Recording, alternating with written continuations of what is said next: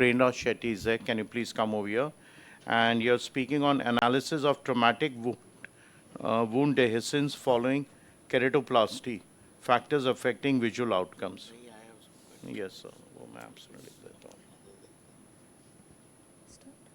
Okay, good morning all. So I'll be talking on analysis of traumatic wound dehiscence following keratoplasty, which will also include factors affecting the visual outcomes post that. There are no financial disclosures.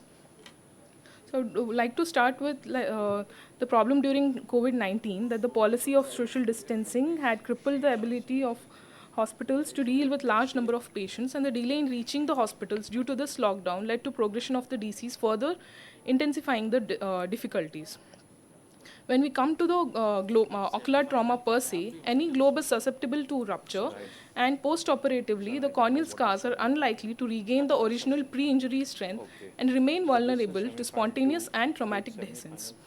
Grafts with larger extent of dehiscence has a higher likelihood of posterior segment damage and a poor final visual outcome.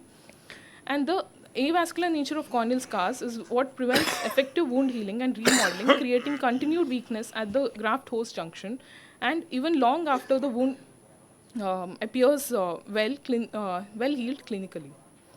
So the wound dehiscence may be spontaneous or traumatic. The incidence of wound dehiscence after corneal transplantations ranges from 0.6 to 5.8% in the literature, and following trauma, it has been reported to be 1.28 to 2.53%.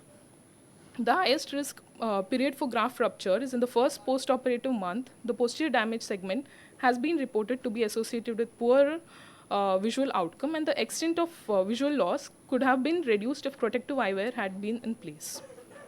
With this background, the study which we did was to evaluate the factors and outcomes of traumatic graft rupture at a tertiary eye care center in South India. It was a retrospective study which was 3 years, and the informed consent was taken and the data collected via the EMR.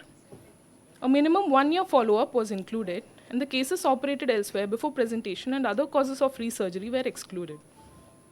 Appropriate statistical tests were used, and a multivariate regression analysis was performed to evaluate the factors associated with visual outcomes, and a p-value of less than 0.05 was considered statistically significant. So moving on to the results, we had 20 patients with 65% being male and 35% female, with an average age of 43.1 plus or minus 18.12 years, with 13 patients coming from the urban areas, while 7 were from the rural localities. The average time between the penetrating keratoplasty and the trauma was noted to be 4 to 6.4 years.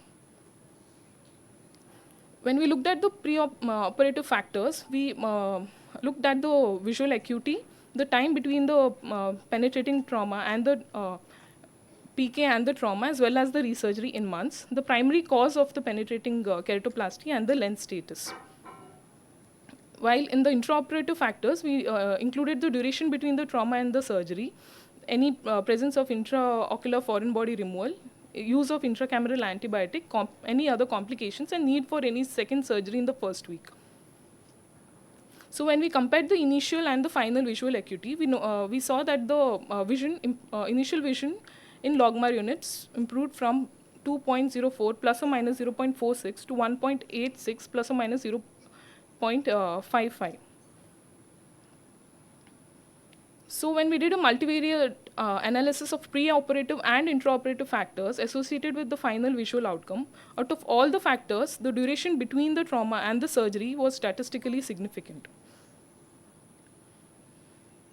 So these are some clinical pictures of the pre and the post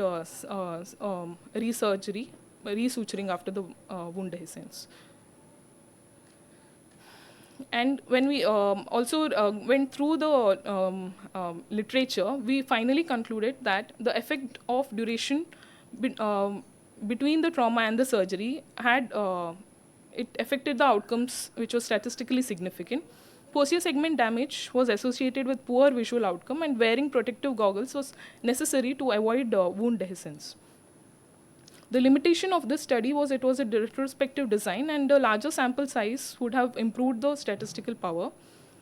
And to conclude, the best corrected visual acuity at presentation, duration between the PK and the trauma, wound dehiscence site, iris prolapse, vitreous prolapse, and the duration between trauma and surgery and the follow-up procedure can influence the outcome.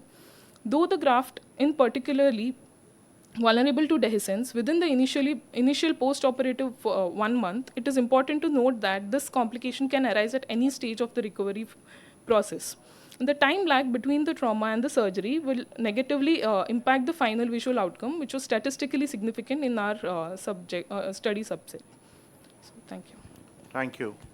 Uh, it's an important topic what you have presented. It's a very natural thing that you got to be careful about the wound dehiscence, especially after the trauma when you're doing a PK.